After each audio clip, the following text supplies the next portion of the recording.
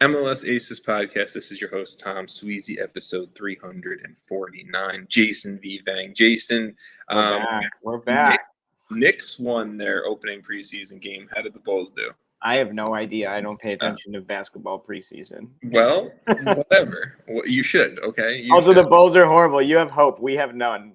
Mitchell Robinson had 16 rebounds against the 76ers. That's all I know, and that's what I'm excited about. Too bad you're not a Yankees fan because we can talk baseball. No, we don't want to talk other sports. At least the Mets didn't have like a big payroll. Oh yeah, no, it's not like they spent $1 billion and hey, the Cubs won the wild card series. You know what? I am happy for you. I really genuinely am, because there's not many teams in the National League I'd really like to see make the World Series. It's you guys or the Brewers in my brain, because fuck the Brewers. Nope. Okay, I'll go full Cubs. That's fine. Yeah, you're a full Cubs fan now. Fuck the Dodgers and fuck the Phillies is how I feel.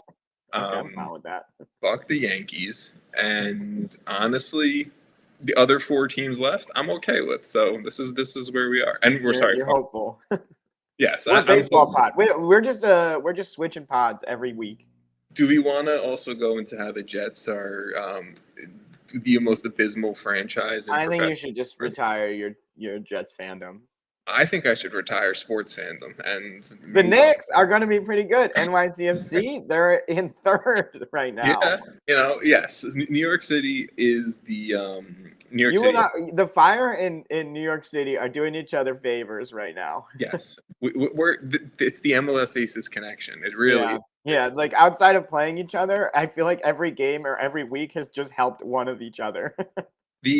I really am waiting for like the biggest MLS Aces derby ever, which would just sincerely be Eastern Conference Final, New York City, Chicago Fire. That's what I need in my life. Is it even possible? It might be possible. Well, I'm saying it would be possible if things finish this way, but who knows how these things are someday I would love to see it, but that's the hope. That's the dream one day. That's a day where we turn off our phones. That's the day where I'm talking shit, okay? I'm talking shit through the entire... Yeah, we've never been good enough to actually talk shit to each other. No, really. We've been good. We have never been good since we've been doing this pod. Even when it was Vaughn and Sam on the podcast, DC and Charlotte were never really... Yeah, we've literally never... Like, outside of the year you guys won, we have never had a good team on the podcast. No success. 2021, big year.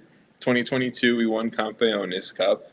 Oh, really? Great. I know. They still do that? That's 2 trophies, bro. That's 2 trophies. All right. Let's dive into... Yeah, we've got too much to talk about. The plethora of U.S. soccer news we need to cover on this podcast. So, the U20 is bringing hope back to U.S. soccer? Okay, I was going to say, where do you want to start? We can start with the U20s. I'm okay with that. Hey, that's the one with actual games. True. We've talked about enough U.S. men's national team rosters. There's never enough. Never. There's too many. There's way too many. And each time we pick it apart, and I'm ready to do it again. But, I mean, I will sit here and say, let's be concise and calm about it. It's not going to end up like that. I'll get annoyed halfway through the conversation. But let's start with the U20. So the U20 World Cup is going on. It's been fun. If anyone's caught any of the games going on, if you've ever caught any of them. You've ever seen a U20 game, they're always enjoyable. I love how there's a World Cup at every single youth level, right? There's a U17, a U19 or whatever, not U19. I think it's a U17, a U18, and then a U20 World Cup.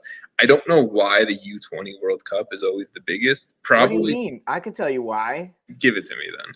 Because it's the closest to like the U17, U18. There's gonna be not a ton of they're like academy kids. Okay. Like, this team has pros on real teams. Stupid statement from me then, Jason. Okay, we're all allowed one every episode. There's guys on these teams that are playing for European competition. It's fair. Hand up. That's on me. You know, like when someone like overhits a cross and it's just yeah. You're like, oh, I went too far with that one. that was me. Didn't think through that. Didn't think that through. But wow, we are starting strong. I have not been strong in a while here. Game 1 was versus New Caledonia, where the U.S. dominated 9-1 win, which I think there was some people online saying like, why are the U.S. like running up the score that much? Goal difference matters, and if you're gonna get goals, you better do it. So they did it against New Caledonia. Anyone who says why are they running up the score, just stop talking. Like, Jason's coming for throats. I don't like it. I think it's stupid. Like, oh, we have to be super respectful now because we're beating this team 7-1. The 8-1 makes a huge difference. Like, come on. Well, we'll get to the whole larger reason, but I fully agree, right? Goal differential matters. That's the second, tiebreaker or the first tiebreaker. I mean, that is the most important reason for why you would run up the score. But also, 100. like, it's a sport. Like, yeah, just play the game. Stopping playing is borderline worse, in my opinion, than just playing normally. Yeah, just like passing it around the back. Yeah, like what are we doing? Minutes. Just end the game then. Like that's honestly, it's more embarrassing if the team's like, yeah, we just can't play hard anymore. Like we're just gonna pass it around. And look, New Caledonia did get a goal in the second half. So, yeah, fair to them. But overall in this game, right, it was the Benjamin Kramaski show. He had 3 goals, 2 assists. Your guy, Nolan Norris, the guy shouted out, let's go. Frankie Westfield, Nico Sakiris both had a goal and an assist. And then obviously, right, like with a 9-goal performance, there was a lot of. I mean, there's going to be no bad performances, really. No. 9-goal win. Literally. 8-goal win. Maybe the goalkeeper, because he was sitting there not really doing much, like Adam Beaudry was just sitting back there in net. Also, didn't get to say it because it happened in between episodes. Diego Cochin, the FC Barcelona keeper, got recalled back to Barcelona since there was an injury to their backup keeper. So Cochin's the backup goalkeeper on Barcelona right now. That's crazy. That's cool. That's big. So that was the 9-1 win over New Caledonia. Not really much to dive into on that one. But game 2 was versus France. This is the one that gave me a little nerves that this is the one that was like, I think we said last week, like this is the test. Like the New Caledonia one. I mean, the South Africa one isn't going to be an easy game, but the France game is. I mean, anyone who's listening to this podcast probably understands France and their ability at soccer and their ability to develop because there's so many young players for France that always just come up and are successful. So this was like, where are we actually at, right? Like, this is the one game I think everyone is like, I want to see what they do. For sure. And I will just also say, if you are listening to this podcast and you don't understand the France development or the development that goes on in France, turn us off. No, I'm just kidding. I'm just joking. I'm just joking. I'll teach you. We'll explain. The French U20 team has a lot of Ligue 1 players or a lot of players who are playing in top French club academies, and like they are future professional pros, if not already professionals at their level.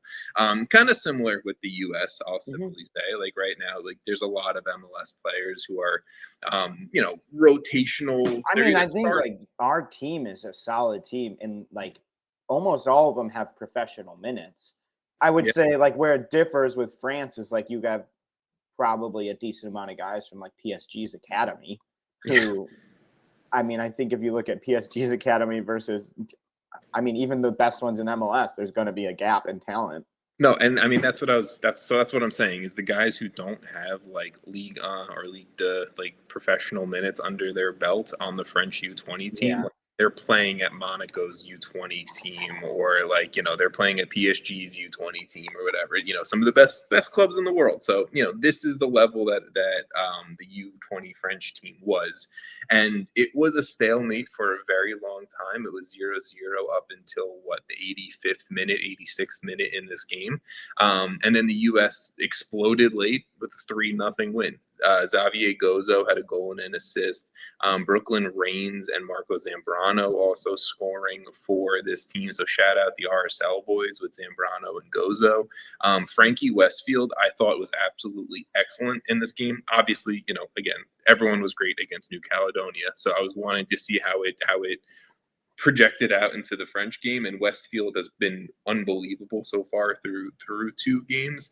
I don't know. We can dive more into this game or the overall picture of the U20 so far through it, but this game was an absolute like professional soccer game. Like this was fun. This was like a true test, and our I boys. feel like we always play France in this tournament. I don't know why. Didn't we get Yeah, a it chance always feels before? like. Yeah, it feels like every time, but I don't know. I think like was I surprised? Yeah, a little bit. I didn't expect a 3-0 win. I thought, we should be competitive with this France team, but I don't know. I don't want to get too ahead of myself. Obviously, we've seen things that, teams win at the U20 World Yeah, Cup that it doesn't translate eventually.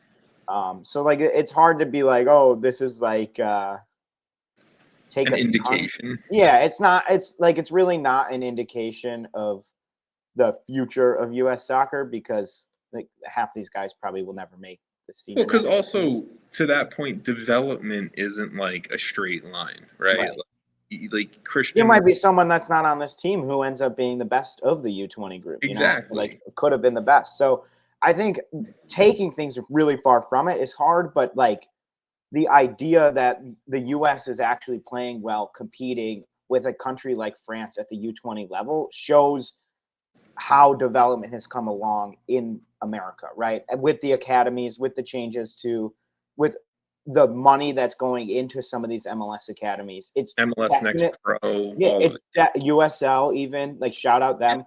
It's definitely making an impact, and it's providing a more competitive group at a earlier stage.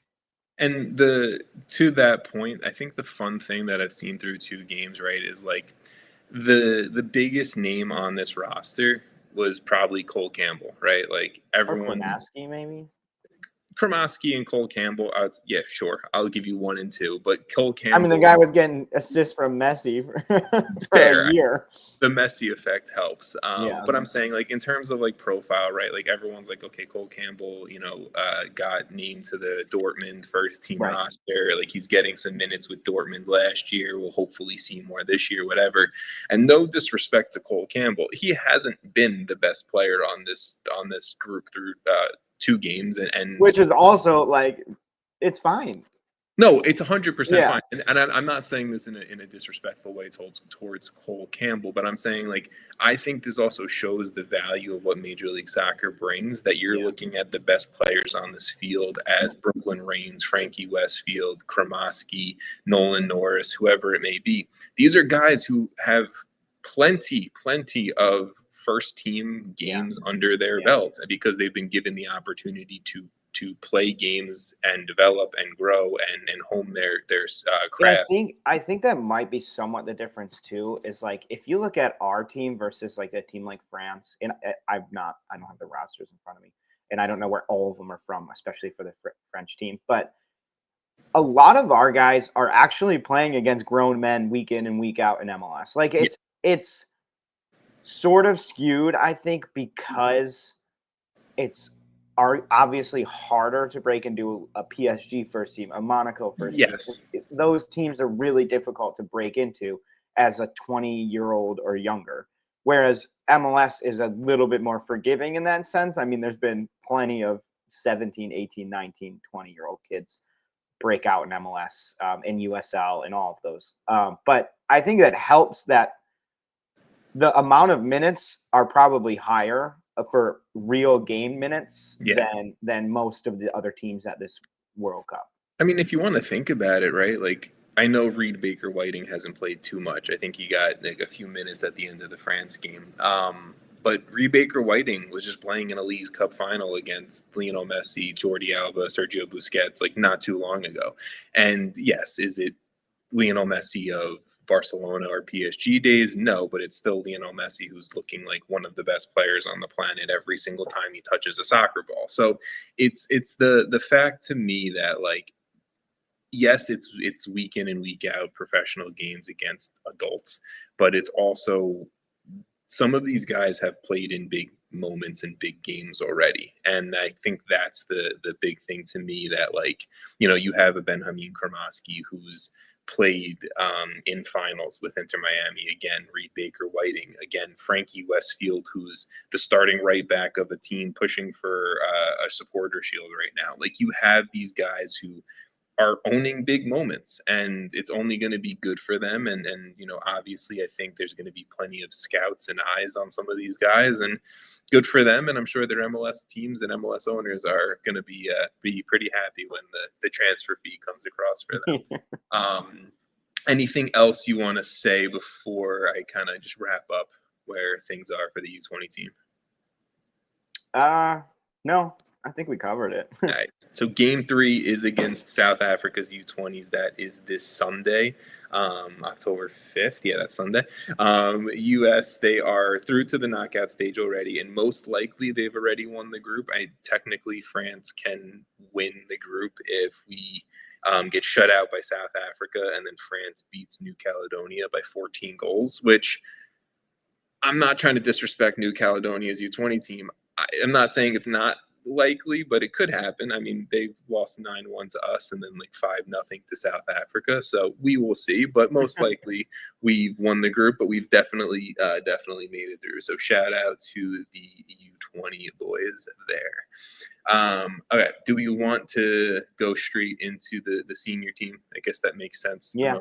Conversationally there. So yes, Mauricio Pochettino has announced his USMNT October camp roster for our friendlies against Ecuador and Australia. I will read through the group super quick. Goalkeepers: Matt Freese, Matt Turner, Chris Brady, Patrick Schulte. Left backs: Anthony Robinson, Max Arpston. Right backs: Alec Freeman. Center backs: Chris Richards, Tim Ream, Cameron Carter-Vickers, Mark McKenzie, Miles Robinson. Central midfielders: Malik Tillman, Weston McKennie, Christian Roldan, James Sands, Tanner Tessman, Aiden Morris. Wingers: Christian Pulisic, Timothy Weah, Alex Zendejas, Diego Luna, Brendan Aronson. And strikers: Florian Balogun, Patrick Ajiman, and Haji Wright. This is a nod to our pre-show conversation. Just guys naming dudes, just guys. But Jason, the thing we talked about at the end of the last kind of USMNT conversation on this podcast was that the October camp, Pochettino came out and said, is going to more accurately like depict what the strongest first team is going to look like, right? Like the World Cup team and everything like that. And I think you definitely see that with this group. Obviously, the two biggest omissions are Tyler Adams and Serginho Dest. Adams, congratulations to him. His wife is expecting a baby, so that's why he's not part of this group. And then Serginho Dest is out injured right now for PSV. So this, for the most part, I do think this is probably the strongest group he could have called in. We can talk about a few names if you want, but overall thoughts right now on this group, upcoming friendlies, anything you want to go with there?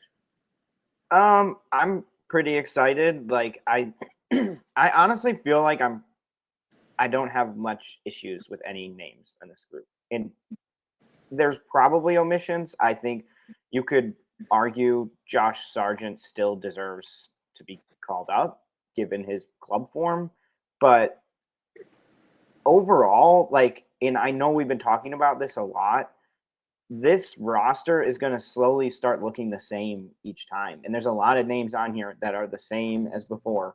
Yeah. And it should be looking more of the same. You know what I mean? And I think after the last camp, I said, for the actual games themselves, they're still trying to figure out what their best 11 is. It doesn't necessarily mean the best 11 players. I think versus Ecuador, versus Australia, obviously I would love 2 dominant wins. But I do want to see how much change is there in the team from the first game to the second game, if any. Because we're getting close. Each camp is one less camp. So World Cup tickets are out on the secondary market already if you have $10,000 to spend. So the thing is, we're at the point where a lot of these games need to be, okay, this is basically your starting 11. Maybe there's a couple. I mean, like you said, Adams, Dest, maybe they're in there. I think Adams is in there if he's in the team, obviously. Dest is a little bit more injuries question. But overall, we need to start seeing the 11 be the 11.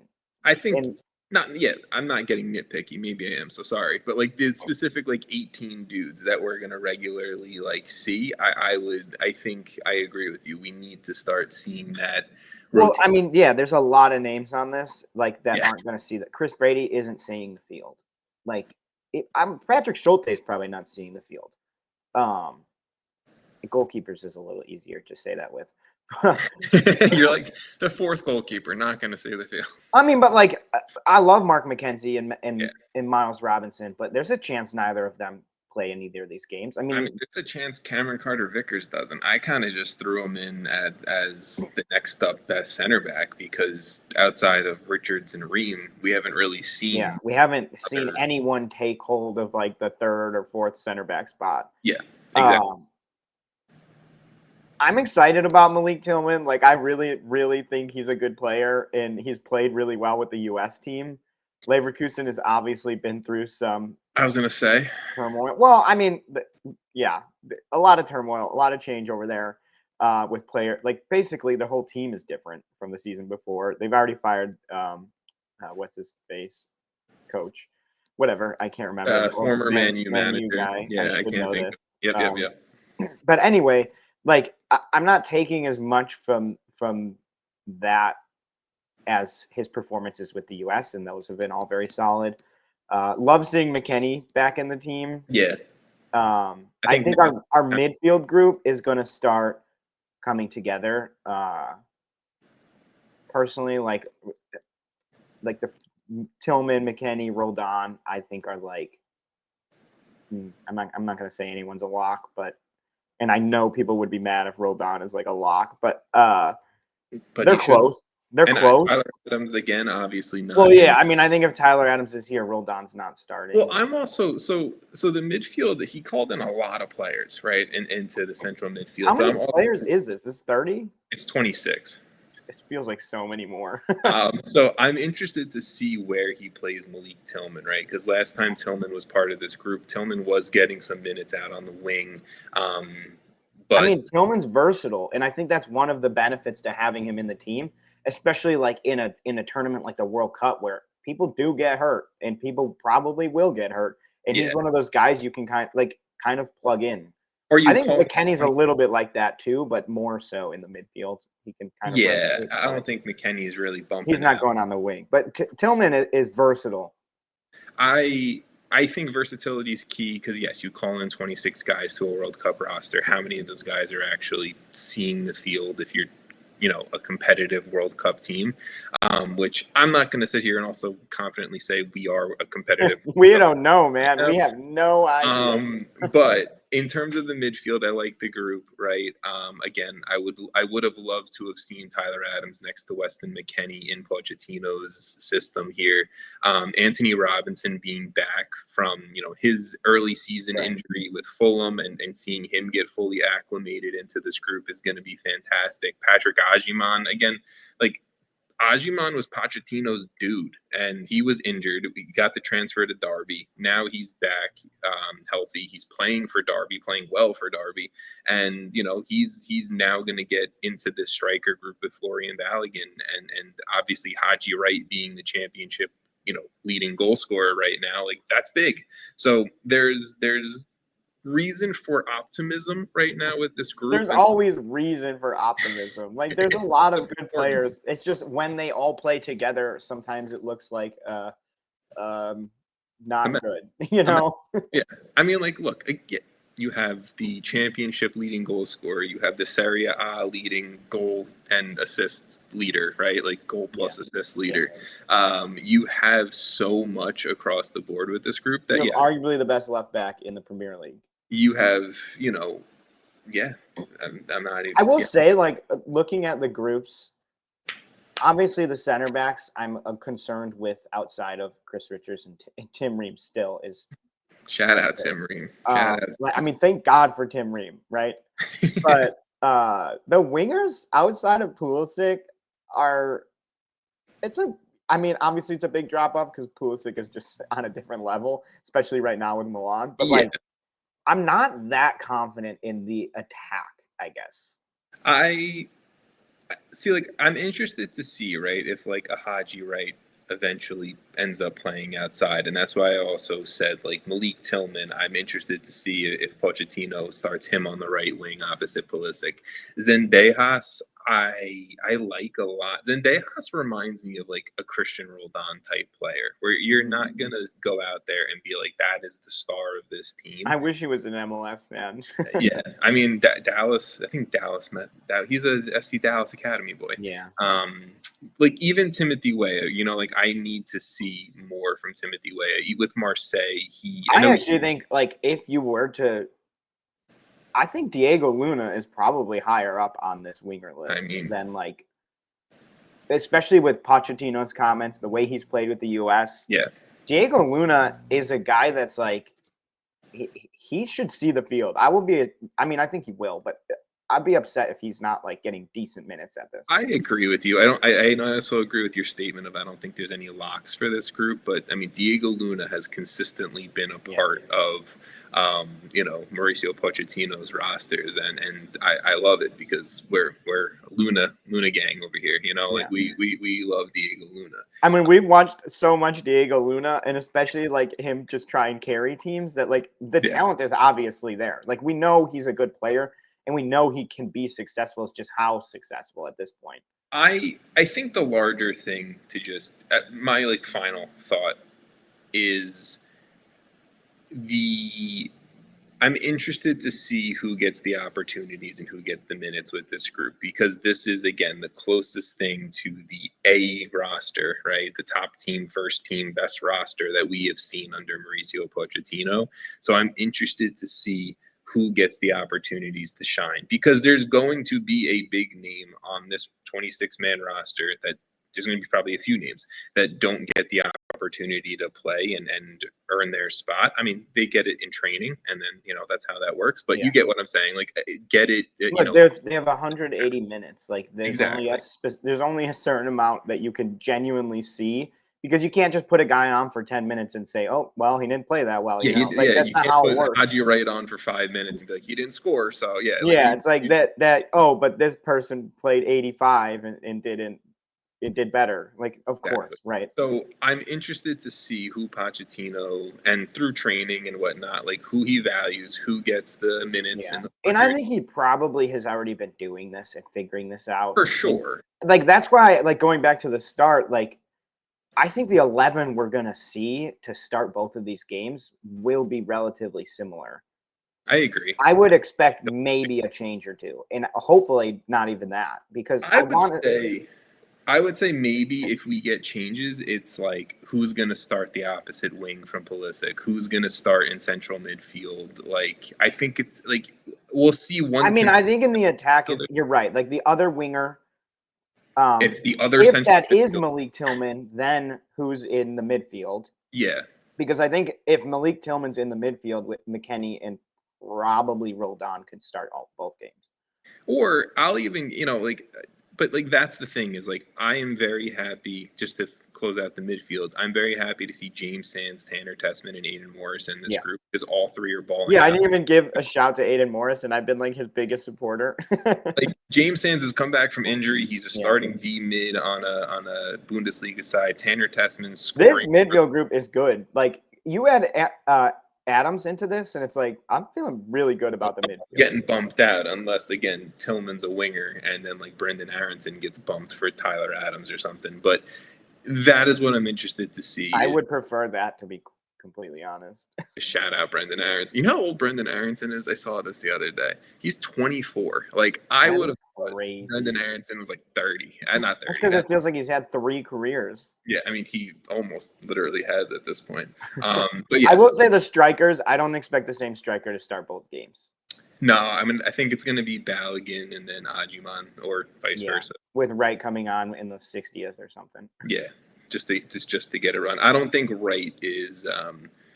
I think Wright's fighting with Josh Sargent and like Ricardo Pepi for the third striker spot at this point. But Ricardo Pepi, you think he's even in the fight? Like we haven't seen him in a while. True, but I mean. Like Damian at this point, bringing a guy like Ricardo Pepi and this isn't anything against him. It's just I feel like we're getting too close to try. You know what I mean? Yeah, that's fair. No, that's 100% fair.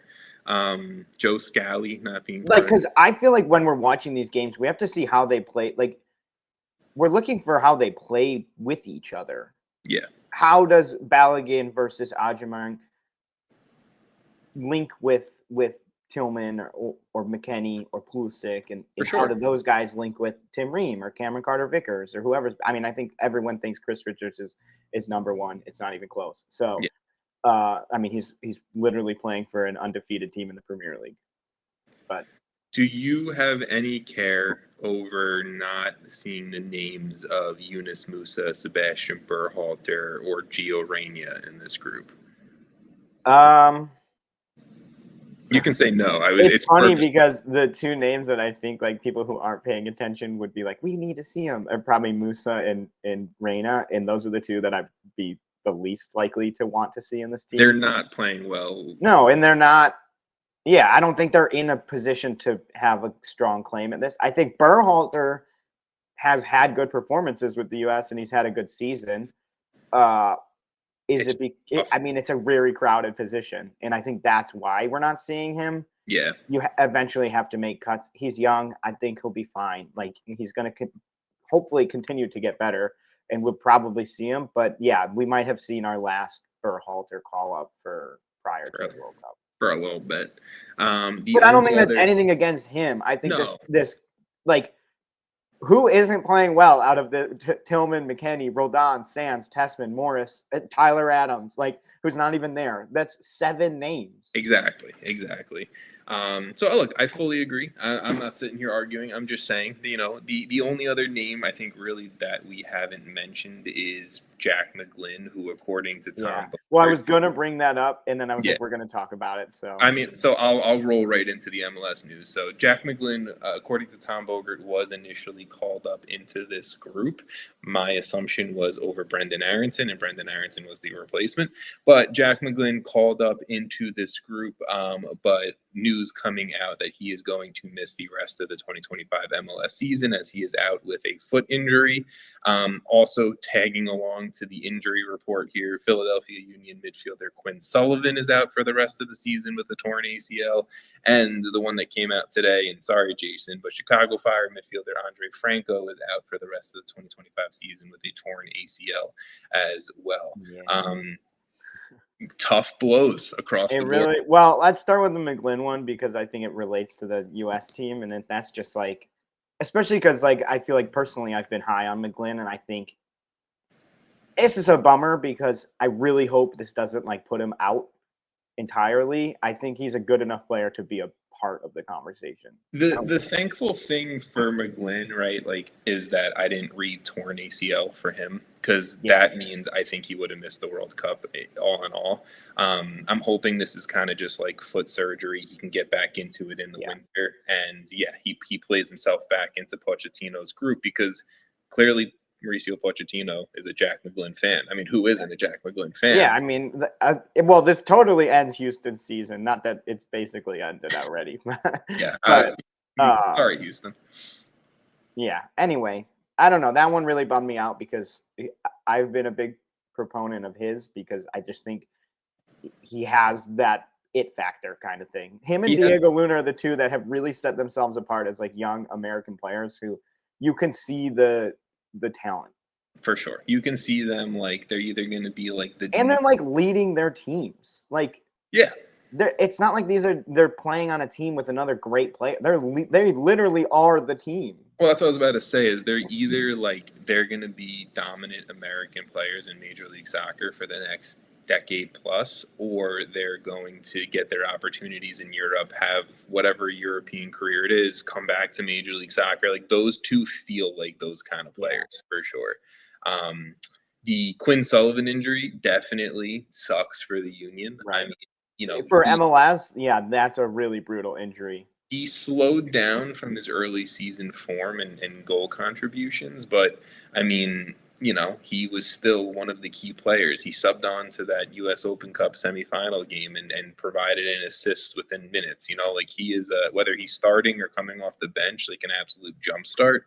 And the Union, they control their own destiny. I mean, they got a real nice late goal from Orlando there. So yeah, like Shield is looking more likely than not for them, and we'll dive into that. Yeah. But definitely sucks for them for Shield hopes and playoff hopes. And then obviously for you guys, Jason, Andre Franco. I mean, he's been very good. Yeah, no, I mean, like, this is a huge loss, and he was acclimated into the team pretty quickly. I mean, from his first start, he was playing well. I think he had, 2 assists in his first game or Yeah, at least 1. and he was getting starts over Brian Gutierrez. I mean, like, Yeah, he came and it in. just gave us, like, another guy, right? And where we're at is we need more guys to come on and make an impact, and he was one of those impact guys. I think the biggest part that sucks is a torn ACL, which means he's pretty much out for most of next year too.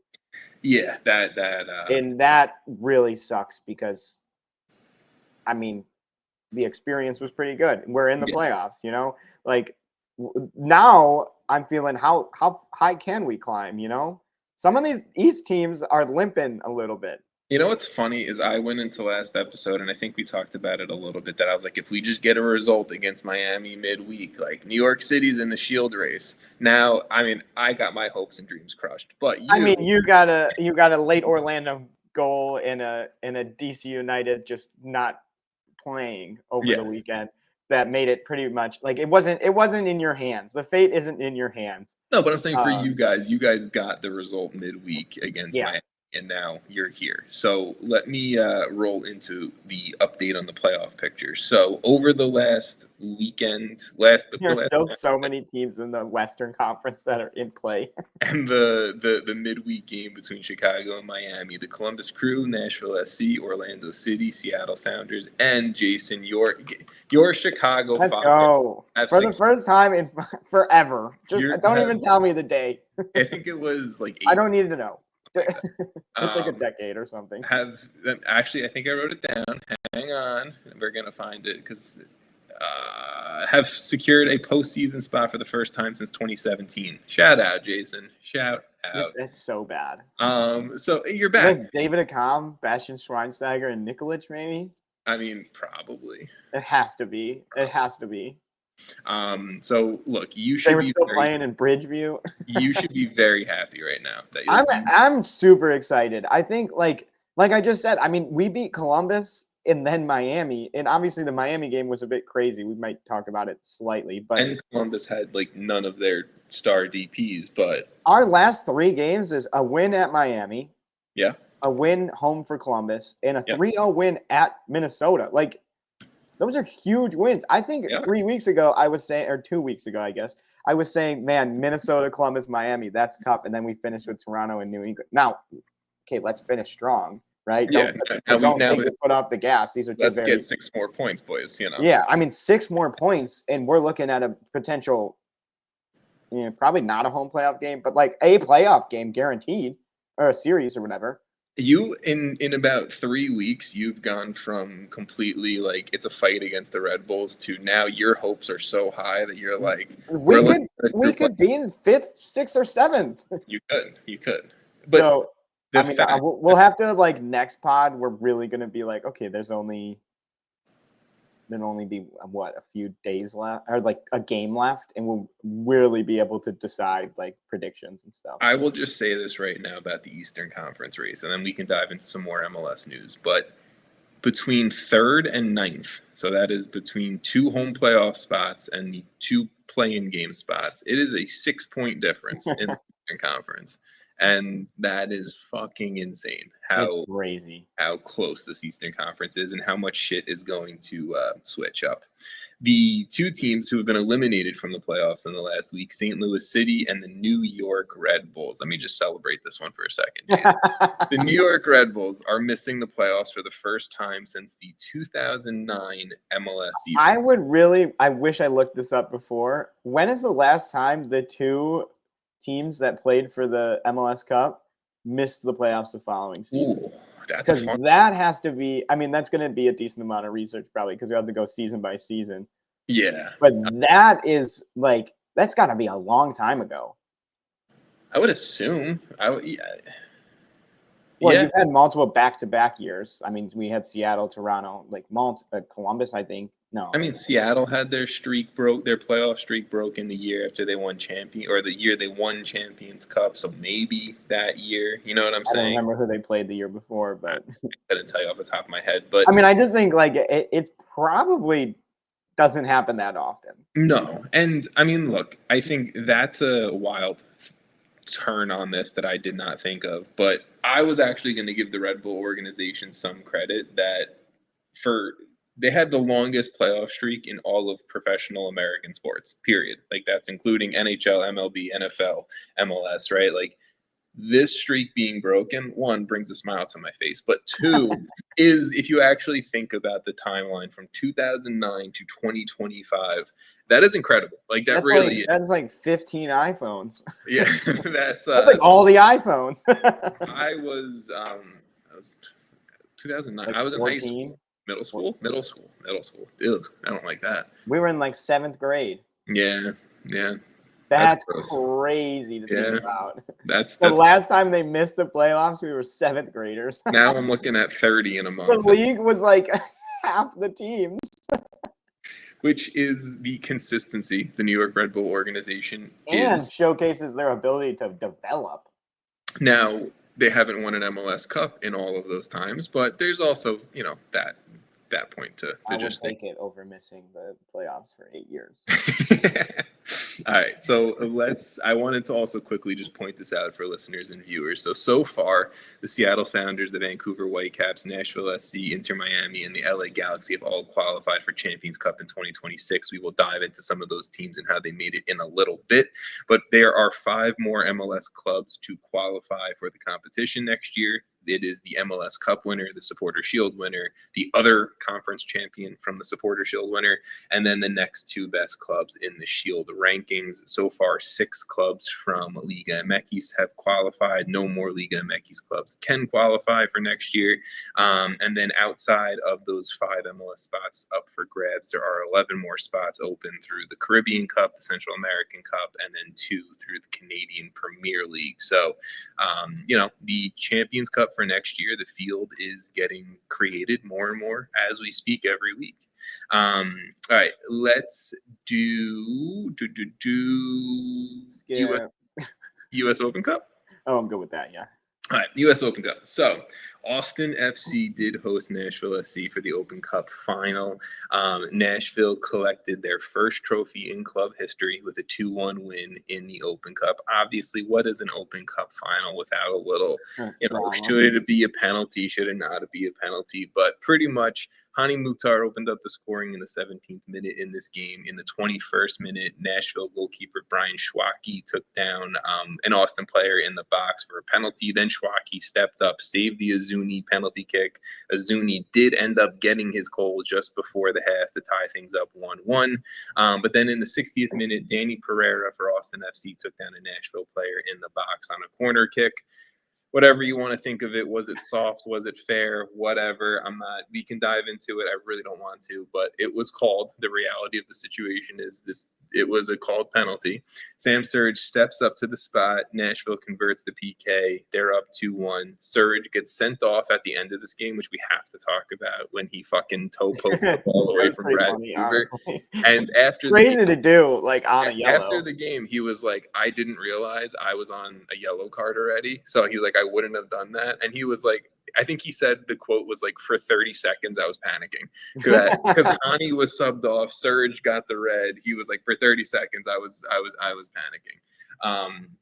So yeah, Open Cup final. It was all the emotions. It's unbelievable to see Nashville get their first trophy in club history. Yeah. And, just I think a great cap. And the Champions Cup spot, I think, is huge. Yeah. I mean, Nashville, for this season, Nashville has been really fun. I think Surge has been exceptional, and we've talked a lot about Nashville, so I don't want to repeat myself too much. But this feels sorry, Austin fans. This feels right. It just felt like they were the better team.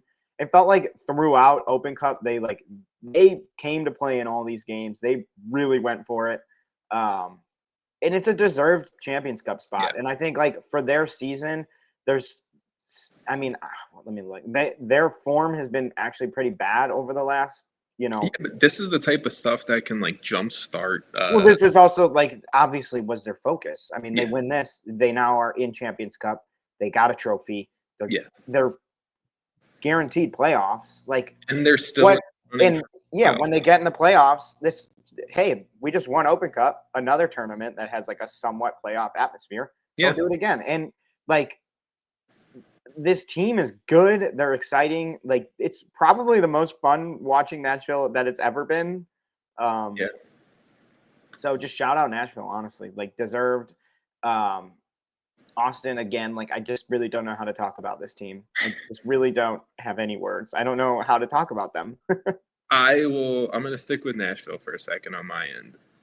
It has been, I think you have three players in Sam Surridge, Hani Mukhtar, and Andy Nahar, who you could argue are best 11 caliber players in 2025, right? Like those three caliber for sure. Like, will they be best 11? Who knows? No, but best 11 caliber. That's like, what I'm saying is like those 100%. Yeah. Anything like saying there aren't would be like I don't know, rude. No, for sure. But I'm saying like you have three guys who have clearly shined this season. You have BJ Callahan, who's completely in a season and a half. BJ Callahan, like, and I know we don't give Coach of the Year awards for teams that aren't like Supporter Shield winners, basically, which is dumb. But like, he should be. I'd give him running. Yeah, for sure. He transformed this team. I don't think the Supporter Shield winner this year, their manager, should get. Well, no, I agree, and I'm not saying I'm simply saying I think the Coach of the Year award should be more nuanced. I agree, but yes, to the point of BJ Callahan and Mike Jacobs have really turned this team around in a year and a half. You have three stars. I love Edward Tagseth. I love Patrick Yazbek. That central midfield duo is like they hit that on the head this offseason. You have Jack Mayer, who continues his development, his growth, and Walker Zimmerman. I know he hasn't played as much this year as I think he probably would have liked, and players or fans would have liked of Nashville SC. But he's come in big moments, dealing with some injury stuff, and he's played some good minutes. And this has just been an overall just great performance throughout all of 2025, and a trophy is totally deserved for this team. Well, what like BJ Callahan's been able to do is kind of keep their identity of this like good defensive team, but then unlocked the attack, right? Like Sam Surridge looked like a what are we doing signing? Like a horrible signing. Yeah. Like, what is this money worth? And he looks transformed. I mean, this guy is one of the best goal scorers in all of MLS right now. He probably would have golden boot if Lionel Messi, didn't exist. I mean, Messi's just simply on a different level. Also, like Miami scores insane amount of goals. I mean, they're almost at 70 goals. Yeah. Well, Chicago's actually, I think, the second most goals in the league. You guys and Miami have also allowed the most goals in the Eastern Conference playoff year, though. So if we want to get to that. Hey, well, our defense has gone through some couple iterations. The only thing that I really want to finish up with Nashville and say is that I guess already hasn't been said is, can I just give a shout out to Taylor Washington? Taylor Washington, for those who don't know, left back on this team. He's not getting many minutes, but he is a left back that was on the inaugural USL team of Nashville SC. Played with them and was a starter, key player for all of their USL tenure. He gets the contract to the MLS level year one. He's been there since Nashville's first season in Major League Soccer. He's still on the team. Like, that's a special story for a guy for he's not going to be the star. He's not going to be the big name, but Taylor Washington, just shout out that you got your trophy with Nashville SC. Like, that's how I feel about this win. And that encompasses how I feel about this Nashville team, is that this is just special because this is a special team right now. Feel good about that? I do. All right, let's go to the Canadian. Oh, sorry. Also wanted to say, and this has been said 100 times, I'm not saying anything new, but Nashville SC becomes the first sports team in the state of Tennessee to win a championship. So shout out Nashville. The Canadian Championship. So Vancouver Whitecaps hosted Vancouver FC in the Canadian Championship final. Whitecaps have they won the game 4-2 and are now winners of this competition 4 straight seasons. We had an Ali Ahmed first half brace, Thomas Mueller with a goal and an assist. His goal was his 300th of his career. I don't think he had any idea that he was sitting on $2.99 for Club of Country, because they gave him like a cake after with 300. That's funny. And he was like, "What is this for?" So I like how immediately he's taken to the Vancouver team. Thomas Mueller, so much fun. Yeah. Like he's like a funny guy. Like I love the personality. Yeah, wait, his well, I mean, he's German. They're all funny, right? Yeah. Well, like he dropped the Tristan Blackman USMNT roster drop. Yeah, that was one of the best. Yeah.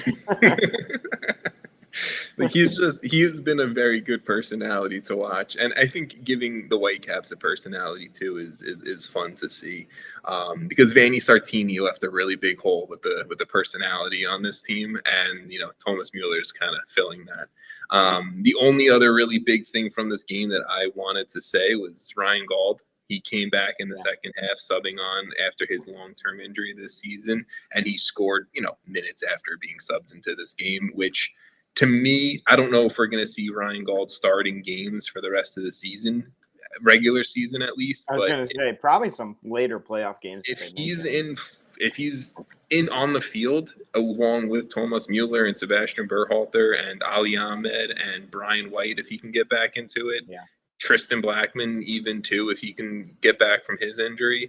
The Whitecaps, there's a reason why they made the Champions Cup final, and there's I think they're also like technically in the close to the they could win the conference still. Yeah, and I am kind of, if LAFC can drop a point somewhere, really feeling like the Whitecaps can do it. Let's see what Atlanta, Toronto, both home, at Austin, at Colorado. LAFC dropping a point might be kind of tough. I mean, come on, congestion. Let me look at Vancouver.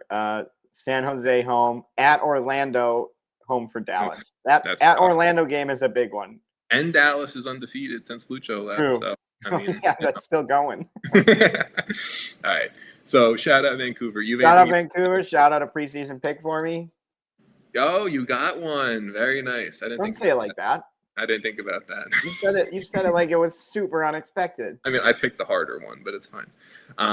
Whatever, man. There was I think from like the 33 players that played in this game, right? 32 players that played in this game. I'm really bad at math on this podcast lately. I was trying to figure out how we were getting to 30. It was 11 players on each side. That's 22. Yeah. 5 subs each. That's 10. So 32.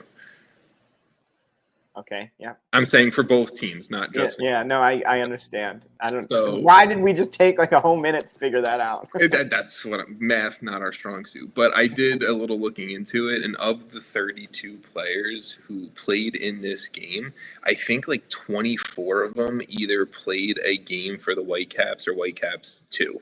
Like these are like Vancouver FC has like Whitecaps academy players and whatnot, and it's just it was fun to see. We like a Vancouver derby. I like it. It was good, and Vancouver scored too. Vancouver FC scored too. Yeah. So, I mean, shout out. You can't just say Vancouver this time. Who won? Vancouver.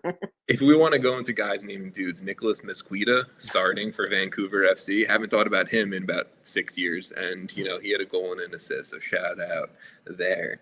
The other cup final, I'm not diving into it too much. LA Galaxy versus Toluca. Toluca won 3-2. There was 3 goals in the final fucking 10 minutes of the game. The Galaxy can't. Least interesting LA Galaxy team. the Galaxy can't defend. They had an opportunity to grab a trophy this season. They didn't. No matter what the trophy was, it was a trophy. It doesn't even matter. They have Champions Cup for next season. Who cares? I mean, just saying, it's a good spin if you could have said, like, oh, we got Champions Cup spot. We won Campeones Cup, blah, blah, and then we go, what cup?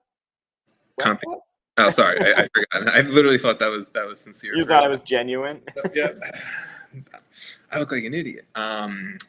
All right, let's dive into anything else because we talked a fucking whole lot of stuff on this podcast. Is there don't worry about the games, but is there like you want to talk about a supporter shield update? I feel like that's let's just do it. Yeah, quick supporter shield update and get out of here. So the Philly Union dominated DC over the last match day, and you hinted at it before, Jason, right? Like a late Orlando goal helping out the Union here. San Diego losing. A late Orlando goal versus Cincy. by the way. Yes, So. versus Cincy. Like, it was a lot of results that just helped out Philly on top of the just dominant win for them over the weekend. And right now, the Union are in their own control, as they were last week for the Supporters Shield. They're at 63 points through 32 games.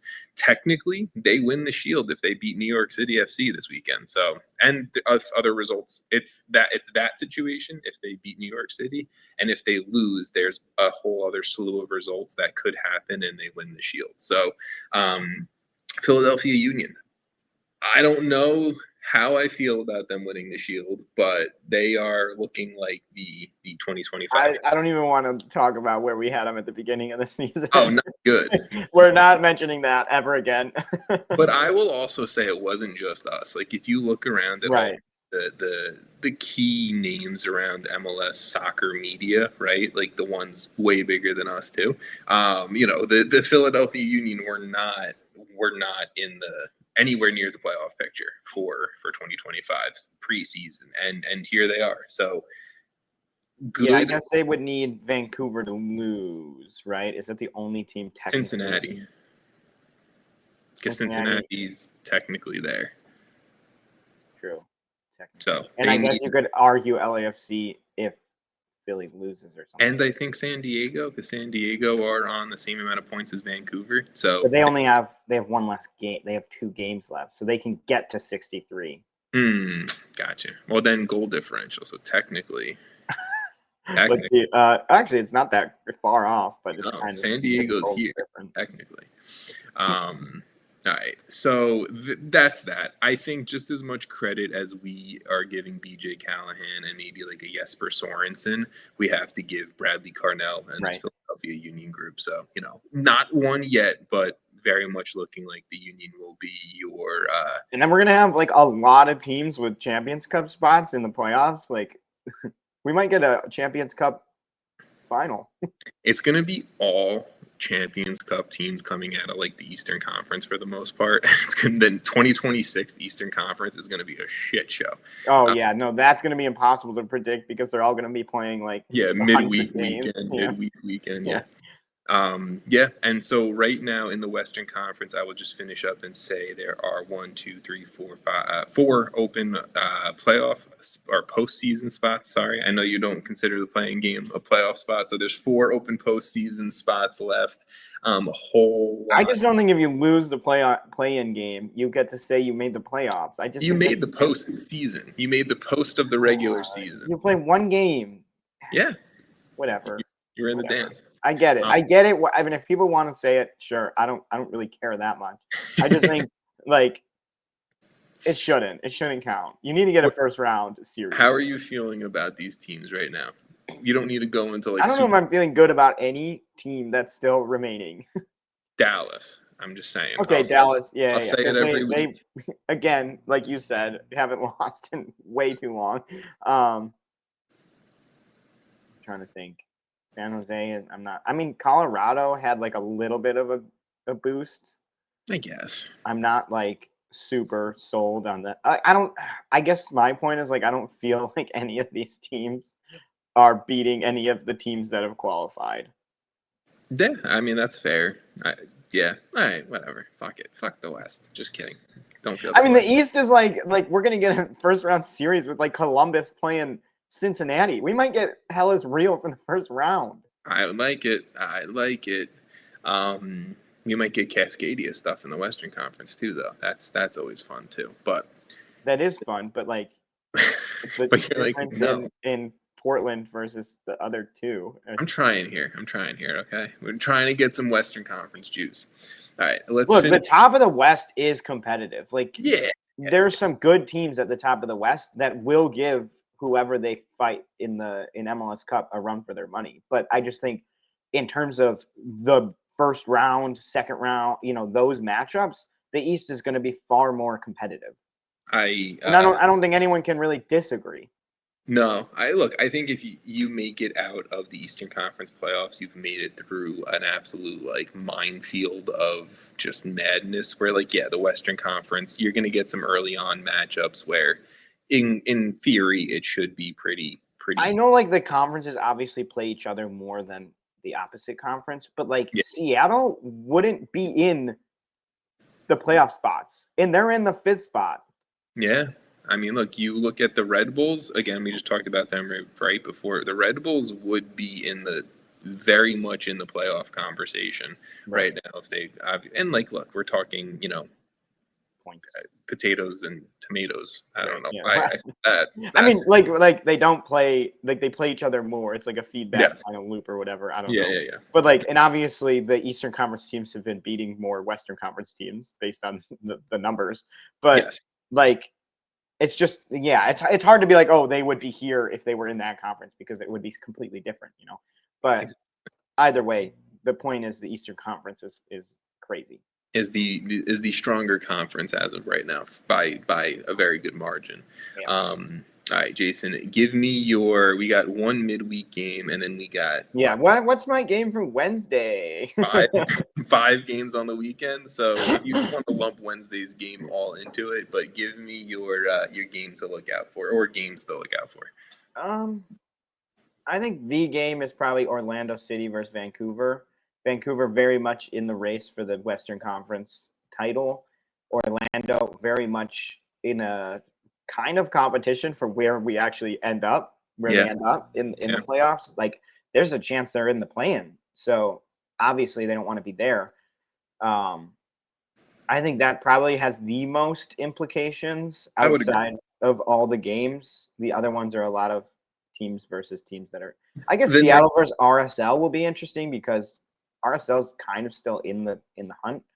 I was going to also say Austin LAFC on Sunday, LAFC playing midweek. I think it depends on how the if LAFC beats Toronto, which I think I would expect. They should at home, yeah. Them playing versus Austin is then a real interesting conversation of where LAFC ends up. Yeah, for sure. Because they'll be on 56 points. They're 1 point out of first place in the conference. It's less about the LAFC. Well, I guess it is about the LAFC games and that they're hot and everything like that. But it's more about like, okay, what does by Sunday, what does that look like? And then what does that kind of impact the rest of the teams around them? So yeah, 100% fair shout.